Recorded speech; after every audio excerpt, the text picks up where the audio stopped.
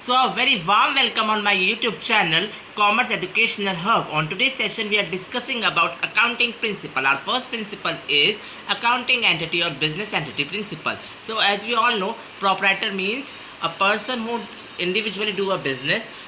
मतलब जो प्रॉफिट होता है वो खुद ही कमाता है, जो लॉस होता है वो खुद ही बेयर करता है, सारे डिसीजंस वो खुद ही लेता है। तो हमारे पास एक पर्सन है मिस्टर रमेश बंसल जो प्रोपराइटर है और एक उसका बिजनेस है Bansal general store. So both are separate entity, मतलब मिस्टर रमेश बंसल अलग है और बंसल जनरल स्टोर अलग है। So first point is clear to everyone.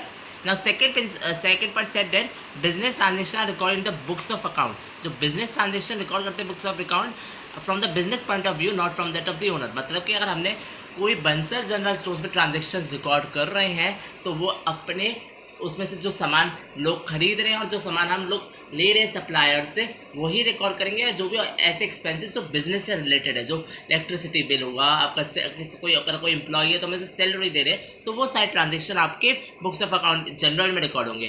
बाकी अगर वो मिस्टर रमेश बंसल कोई कार खरीद रहे हैं, कोई फ्रिज खरीद रहे हैं या फिर कोई और अपने पर्सनल यूज़ के लिए गुड्स खरीद रहे हैं या अपने पर्सनल सेटिस्फिकेशन के लिए गुड्स खरीद रहे हैं, वो आपकी बुक्स ऑफ अकाउंट में रिकॉर्ड नहीं होंगे। माय थर्ड पॉइंट है आपका ओनर्स को हम सेपरेट मानते हैं बिजनेस से, क्योंकि हम उन्हें क्रेडिटर मानते हैं। मतलब जो हमारे क्रेडिटर्स होते हैं, क्योंकि ओनर्स जो होते हैं कुछ कैपिटल लगाते हैं बिजनेस पे।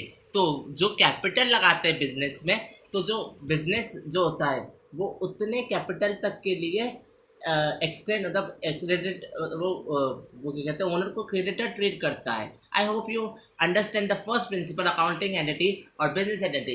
If you like my video then please like, subscribe and comment. Thank you.